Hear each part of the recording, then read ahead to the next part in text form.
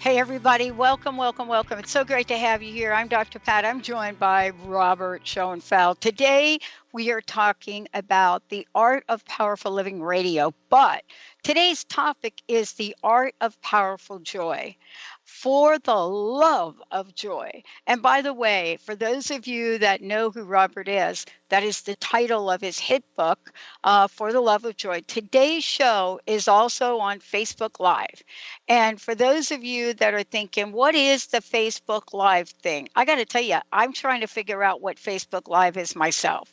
All I know is that today, Robert and I get to talk with you from our studios, various places of the country. I love it. And we're talking about something that Robert is super, super passionate about. So if you're thinking about, well, wait a minute, what is joy? How do I bring more of it in my life? Robert is going to give you a tried and true formula for that today. If you know who he is, he's a phenomenal artist. He's a human potential leader. He is somebody that is out in the world saying, we can create the most amazing, joyful life. And today's show is about that. What if, all of you, what if you could change your set point, your joy set point? Robert, it's great to have you here. How fun is this? Dr. Pat, it is fantastic to be here. Thank you. Well, let's just talk about what you got going on in the background right there. Because for the folks that are watching on Facebook Live today, which I'm trying to figure out how to get up on my phone, which is like, this is so interesting for me. I'm like social media 101. One of the things people are looking at is an art, a piece of art that you recently did. And you're going to talk to us not only about that, but how your art and how our joy can come to a whole new level, right? Exactly, exactly. They say that all of life is a vibration. We all talk about the, essence of life, whether it be sound or color or whatever it is. And what I do in my paintings is work with that vibration to hopefully make a visual image that can actually raise your set point to bring more happiness, joy, fulfillment, and even maybe some more success into your life. So tell us about this set point. Okay, the set point, everybody has one. And Dr. Pat, everybody wants to be happier. I mean, whether it be, better health, more success in life, closer families, it's all wrapped up in joy. And what I'm talking about here is to raise that level so that we can experience more pleasure in our families, in our success, in our health. And Dr. Pat, this is not just a roller coaster kind of joy where one minute you're happy, the next minute you're down.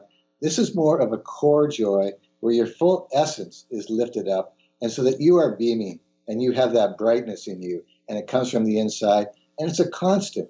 And of course, you'll still have your ups and downs in life, but this is a core level that's raised so that you now are experiencing life at a very much higher level, more enjoyable level, and you're glowing from the inside and especially on the outside.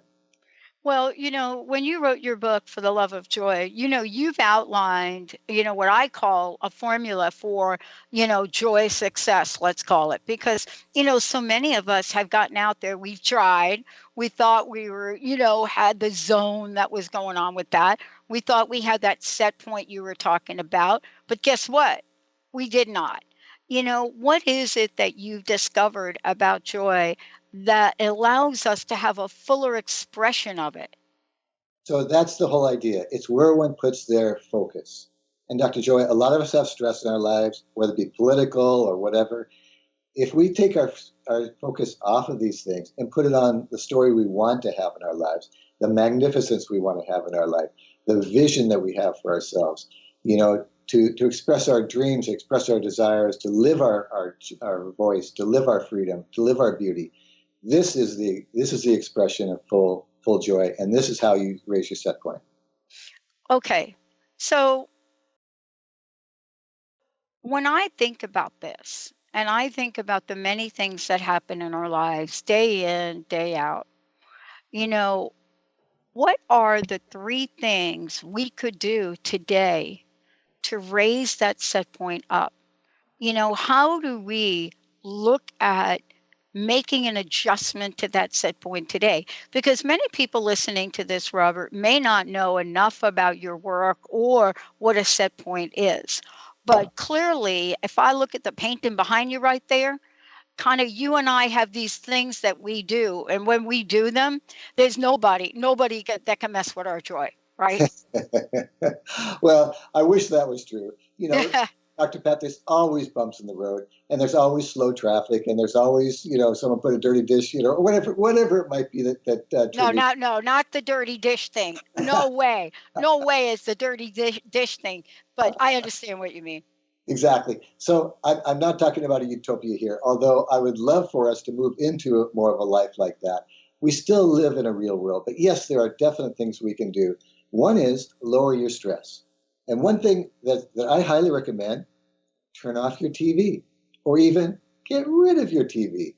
Go to bed at 10 o'clock. Turn off all electronics by 8 o'clock. It's just simple things like that that make your life more relaxing, more enjoyable. Make that time from 8 to 10 a family time where you're playing games, you're reading, you're talking about the trip you're going to take this summer. Make this, make your life, and basically this is Pat. This is the secret right here. Set your life up. Sit down, put down some ways that you want to bring more joy, more love into your life, and then go and live it. Well, tell me this. I want to hear a story about the points in time in your life where maybe you weren't a little bit, had the joy going on, but then you learned about how to make this switch. Because I think that you're right. I think we each have moments in our lives where it's just not looking all like great. But on the other hand, we also don't have to live in the story of that. So, what have you been able to do? How have you been able to change it? That's a great question. I've told you the story before about how I became an artist, that I was very frustrated as a ceramic potter trying to make a living, and I just was making enough money to get by, and it just wasn't satisfying at all. I didn't know what to do. Sometimes in life, an opportunity comes and you just have to jump. And this was an opportunity to go to Israel, and I was there for 4 months, 2.5 months actually, and that's where my painting came from and my intuition to move in this direction. But it was really a risk I took to do this. And there are opportunities that come to life. And this is the idea.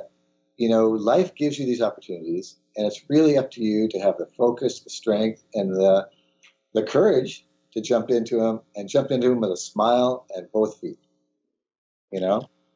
Well, what did you learn in Israel? The whole idea of going to Israel and to learn and to study, that is a treat in itself. Was that all smooth or how did that work out? So that was bumpy too, but a little bit at first. So let me give you a Hmm. little story. It's an amazing, amazing story. So this is back in the 1970s when the wars between Israel and Egypt were still happening. Yes. And they were trying to get peace going. President Carter was trying to get peace going between Sadat and Begin, and it wasn't working. The peace talks were broken up. So Maharishi Mahesh Yogi, who is the founder of TM, Transcendental Meditation, invited 500 of us from America and a couple from Europe to go to Israel into a town called Safat. It's a very holy town up in the mountains. It's where the Kabbalah was written. And to meditate there with the idea that meditation causes a calming effect, not only in the individual, but in the environment. And when you have large numbers like 500, which is a very powerful number, it causes a calming effect for the whole area. So it took care of the whole Middle East.